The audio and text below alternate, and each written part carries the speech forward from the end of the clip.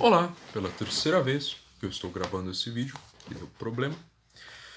No vídeo de hoje eu continuarei sobre o livro Aprendendo Inteligência, do professor Pierluigi Piazza, nos 5 passos, que são 5 passos para você sobreviver no século XXI, segundo diz o professor Pierluigi. E eu farei esse texto bem rápido, que eu realmente perdi muito tempo tentando gravar os episódios anteriores, E o primeiro episódio, para você ter ideia, ia ser a primeira tentativa ia ser 33 minutos de vídeo, que eu fiquei enrolando. Bom, o primeiro passo é acreditar, que ele coloca, Acreditar que você possui falhas, que você pode resolvê-las e que seu cérebro é uma boa máquina, uma máquina mesmo, poderosa, Acreditar que uma pessoa neurologicamente saudável, razoavelmente saudável, tem capacidade de desenvolver alguma habilidade, de fato. Há dificuldades que são intransponíveis, ele coloca, verdade? Mas há algumas que são autoimpostas, que você mesmo coloca e que você pode superá-las.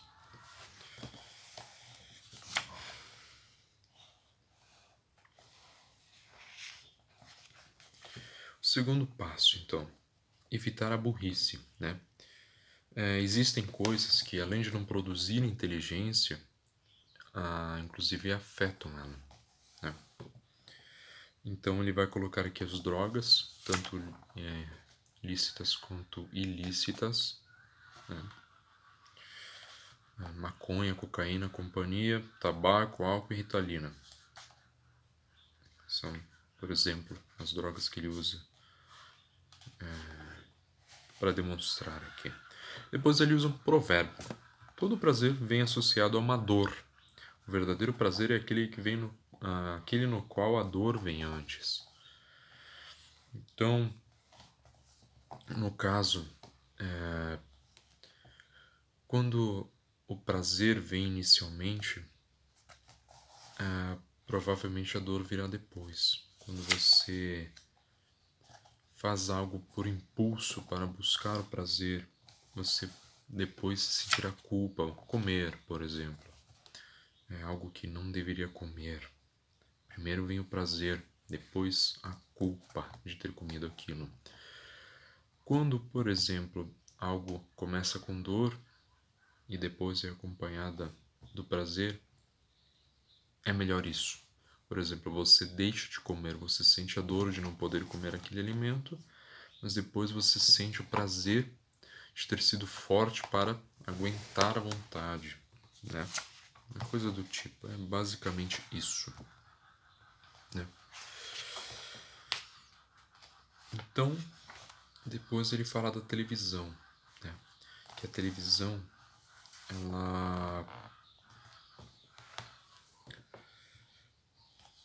ela afeta tanto em níveis comportamentais, tem dois fatores negativos da televisão, quanto a televisão também afeta no fato de substituir a mais útil, divertida e fantástica e maravilhosa forma de lazer, a leitura, E além do mais, a televisão ela dá informação muito facilmente para a pessoa, sem o trabalho dessa pessoa de imaginar, A pessoa não tem o trabalho de imaginar o cenário qual ela faria lendo um livro. O cenário, ela começa a imaginar, criar o cenário, criar personagens. Isso é muito bom para o cérebro. O negócio do comportamento da televisão eu decidi nem falar, porque eu acho que é melhor quem vai ler. Não achei tão importante assim para falar do comportamento. É muito mais fácil, ele diz, ligar a televisão do que abrir um livro, A televisão é uma grande produtora de analfabeto funcional, segundo diz ele. Analfabeto funcional, como ele já falou em algumas palestras e também está na nota de rodapé, seria aquela pessoa que transforma a palavra em som, mas não em ideias. De fato, nós não usamos a imaginação, isso em algum autor que eu não lembro agora quem é. Quando nós não usamos a imaginação, ela tende a enferrujar. E é muito comum a gente ver crianças, adolescentes reclamando que ao ler um livro, ela não consegue transformar aquilo na ideia. Ela simplesmente lê o que está escrito, mas não imagina. Isso é porque ela perdeu o hábito de imaginar. Você vê uma criança que deveria ser forte em imaginação tendo esse tipo de dificuldade, né? Isso é realmente triste.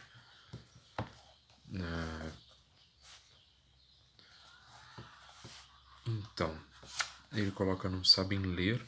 Existem outros, mas acho que, por enquanto, estes dois fatores, o comportamental e o que transforma em analfabeto funcional, são suficientemente preocupantes, né? Depois ele coloca games, né, jogos. Eu, inicialmente, a primeira vez que eu li esse livro, eu discordei dele quanto àquilo que ele vai falar daqui a pouco. Mas hoje em dia eu concordo. Hoje em dia eu já consigo ver que ele tem razão. Existem pessoas desse tipo, eu já vou explicar. Existem alguns jogos, ele fala, que são realmente muito bons. Jogos que precisam de uma interpretação de um mapa. Jogos que te dão um desafio realmente bom. Que você precisa interpretar o mapa para chegar em algum lugar. Isso de fato é muito bom.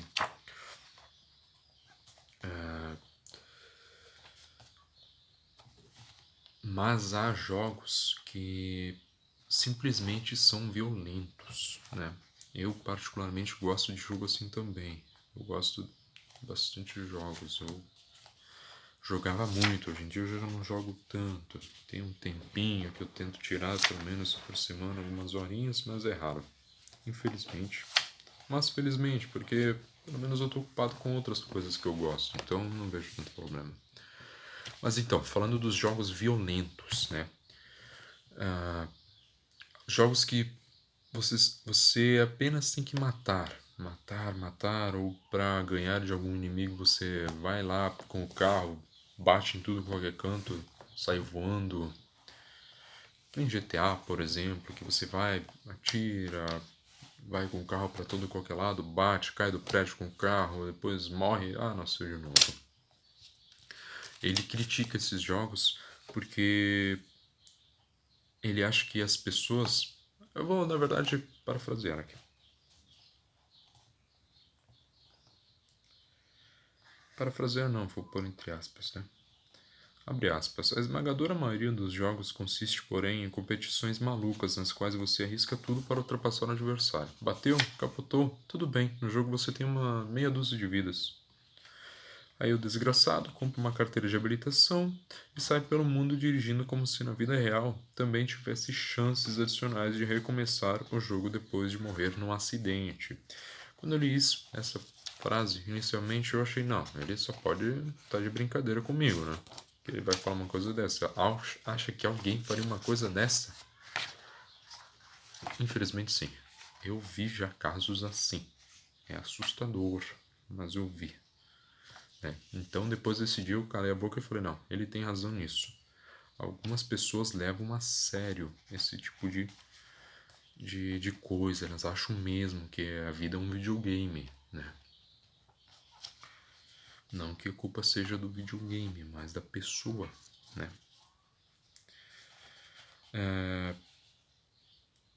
O jogo também pode consistir numa missão de combate com matanças desenfreadas numa orgia de violência incontida. Resultado, na maioria das escolas, a frequência de briga entre os alunos aumentou assustadoramente.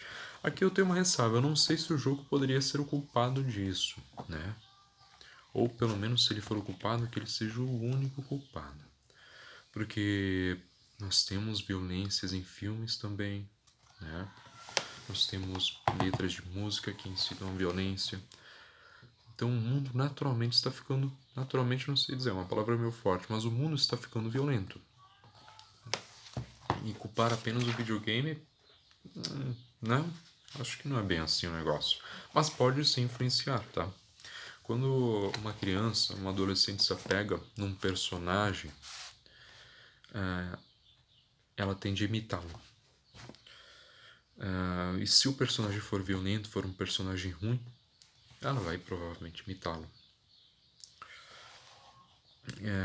Uma vez eu vi, eu não sei quem já assistiu, Peaky Blinders, né? Uma série da Netflix de ciganos.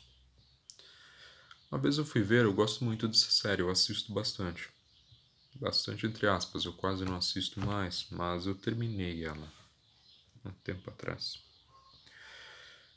E eu estava vendo comentários sobre essa série e uma pessoa falou o seguinte, que...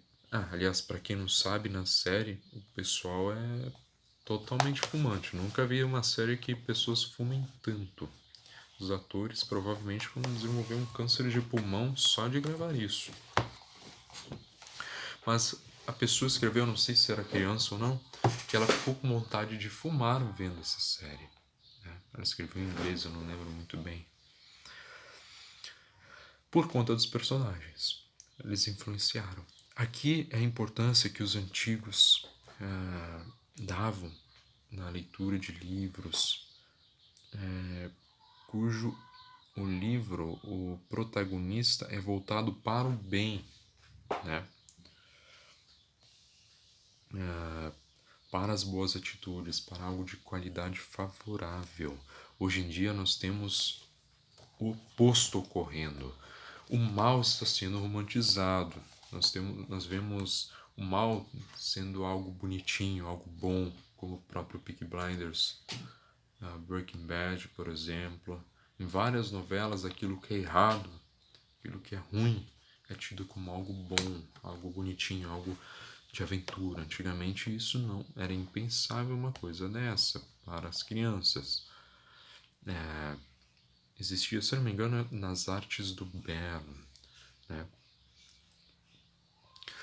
A introdução da criança para o belo, para o bom, se fazia por meio de personagens louváveis, né? Bons personagens que faziam boas atitudes e em compensação contra os que realizavam más atitudes. Então a criança desde pequena ela já tinha um sentimento, ela já tinha um conhecimento daquilo que seria bom e aquilo que seria ruim, para se afastar daquilo que é ruim e se aproximar daquilo que é bom, já no início.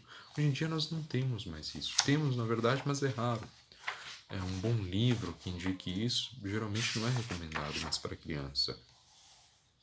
Deveria ser, mas é difícil. Aliás, já é difícil que alguém recomende a criança para ler.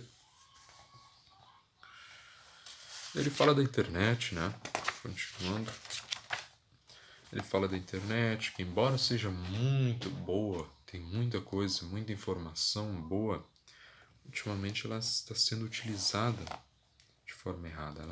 Ela não sei se ultimamente, mas provavelmente desde o início ela já começou a ser utilizada como algo do mal, né? Então ele critica desde do Ctrl-C, Ctrl-V da vida, que o pessoal copia de outro, trabalhos escolares. Fala também das diferenças na linguagem, né? Que as abreviações, as gírias, isso começa a emburrecer a pessoa, ela começa a escrever dessa forma, em textos, por exemplo, de redação ou algo do tipo, ela já começa a perder o senso da linguagem, já começa a perder, desaprende a escrever, parece. Isso é horrível, tem gente que tenta colocar isso como normal. Não, de forma alguma é normal.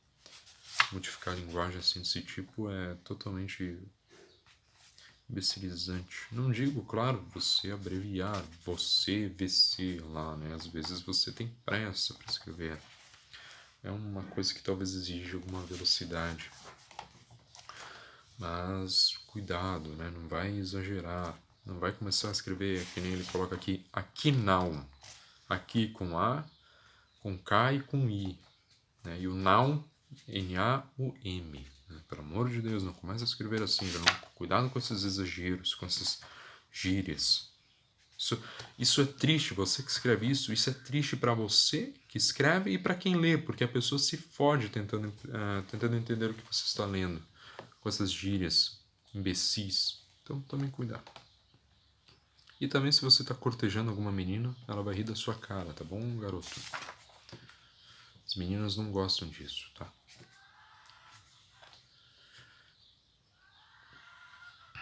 Ah, e daí ele fala do vício na internet e tudo mais, né? Que vicia tanto quanto drogas químicas, que as pessoas já estão deixando de viver para ficar imerso nessa internet. O terceiro passo, agora que eu já cheguei no terceiro passo, né, demorou um pouquinho. Estudar pouco.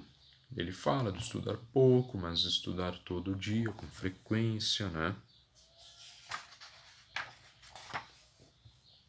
Depois ele fala do fracasso no estudo brasileiro, né? Que 80% dos candidatos ao exame da OAB são reprovados. Ele fala disso tudo. E o quarto passo é procurar desafios, né? Este, por definição, é o mais difícil, é verdade. Sabe por quê? Porque o quarto passo consiste justamente em enfrentar os desafios. E o que ele quer dizer com isso, né? Isso seria o básico para ser feito, né? Para você que quer fortalecer, ser mais forte, é procurar o desafio e tentar ultrapassá-lo. Eu falo por mim mesmo também, que a gente tem um costume muito feio de tentar sempre pelo mais fácil, ou pelo menos, se não sempre, a maioria das vezes. Isso não é bom. Nós precisamos forçar o nosso cérebro, exercitá-lo. Não só ele, o corpo também, né? Ele tenta falar para fortificar a mente, tudo mais, desenvolver a inteligência com jogos, palavras cruzadas, quebra-cabeça, tudo mais. Ao ver um filme, tem muita gente que apenas fica entretido com o filme, tá lá com a imagem, nossa, que legal, que interessante. Já outros, pelo menos eu me enquadro nesses outros, uma coisa que eu posso dizer é que ficam pensando, será que o diretor vai colocar isso mesmo? Será que ele vai fazer agora? Daí se ele faz algo, como é que ele vai resolver isso? Você fica se perguntando, como é que ele vai fazer? Se ele fez isso, como é que ele vai resolver? Eu questiono, será o que vai acontecer futuramente? Isso de fato ajuda muito a fortificar a inteligência. Né? Inclusive para quem quer aprender um outro idioma, por exemplo, o próprio hábito de ver um filme com legenda e idioma em inglês ajuda você a se habituar na linguagem, ler um livro em inglês. Eu quero me propor o desafio, já tenho aqui livro, na verdade, não sei se dá pra ver aqui da estante. Eu acho que não dá pra ver. Não dá pra ver. Eu tenho um livro do Rei Arthur, em inglês. Né? Um dia eu vou até fazer um vídeo sobre ele. E eu queria lê-lo, né? Totalmente em inglês, né? Obviamente procurar em dicionário as palavras que eu não sei e assim por diante. Eu até agora não li, eu estou com vontade, mas até agora não li. E eu queria, na verdade, agora comprar o Hobbit em inglês, né? Porque eu já li o em português, então eu queria ler o em inglês para ver como é que fica. Eu já vi pessoas falando que o bom seria ler primeiro em inglês e depois em português. Porque daí você vai ler o em português depois de ter lido o inglês e vai pensar, poxa, nessa parte eu entendi bem. Nessa parte aqui eu entendi bem. Naquela lá eu pensei errado, eu traduzi errado. Não entendi muito bem. Entendeu? Mais ou menos nessa linha. Eu não sei se vou começar a ler este livro que eu tenho aqui, que não está pegando, não vou lá buscar.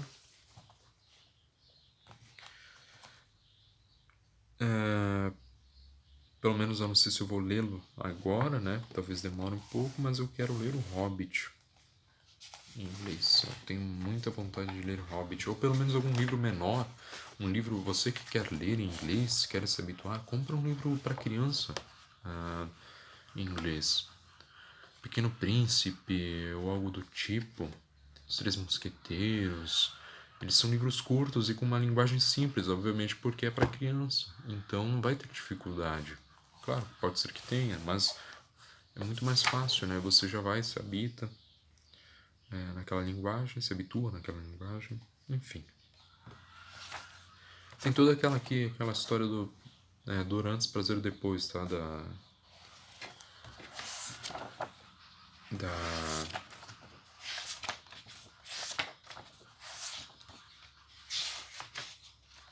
provérbio.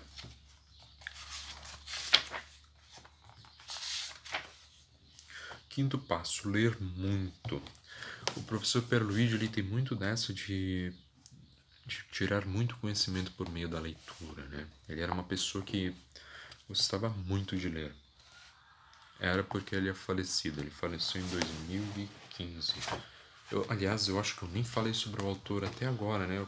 É o penúltimo episódio, eu nunca falei sobre ele. Aqui é a foto dele, para quem não sabe. Eu vou depois, no último episódio, eu vou ler um pouco da biografia dele. Infelizmente, ele faleceu em 2015.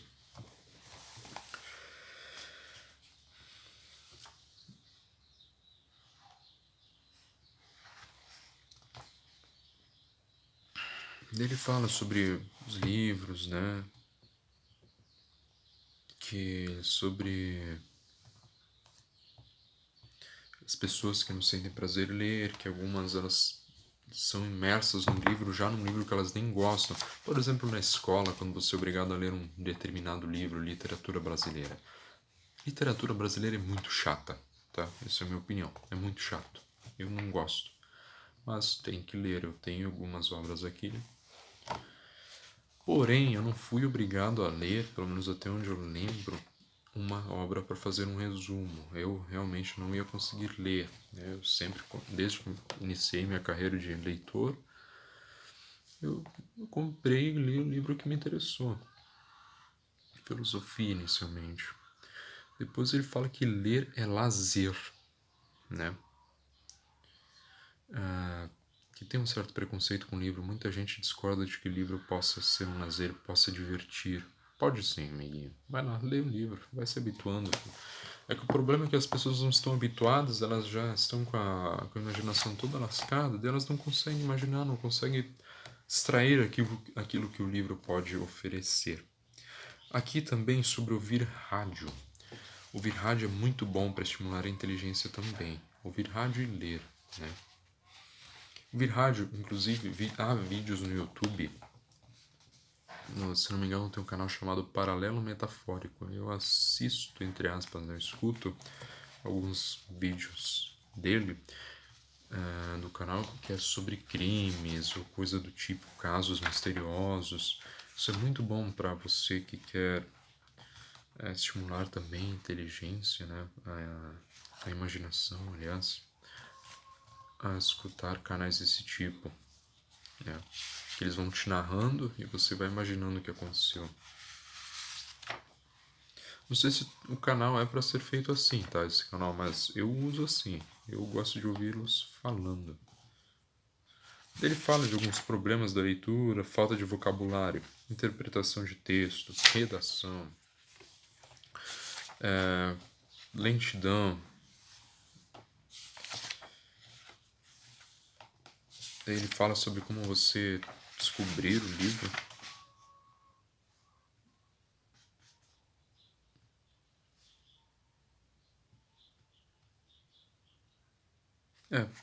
Ele fala dos livros que para você buscar um livro que te agrada, mas isso ele fala também em palestra, tá bom? Então, se você procurar algumas palestras, você vai achar que eu já ouvi algumas palestras dele.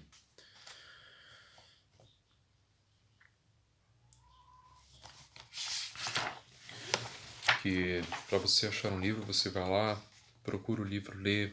Se achou chato, para, troca, traz outro. Igual ele ensinou o filho dele a ler, né? Numa das palestras, pelo menos eu acho que é a mais famosa que tem dele. Se eu não me engano, foi o Hobbit ou o Senhor dos Anéis que o filho dele começou a ler, que ele foi falando assim, procura um livro, tá chato? Troca, troca, troca, até achar um bom, porque a missão lá não era terminar o livro, e sim achar um livro que o filho dele gostasse, né? Então ele explica tudo isso sobre leitura também. Como entrar neste mundo da leitura.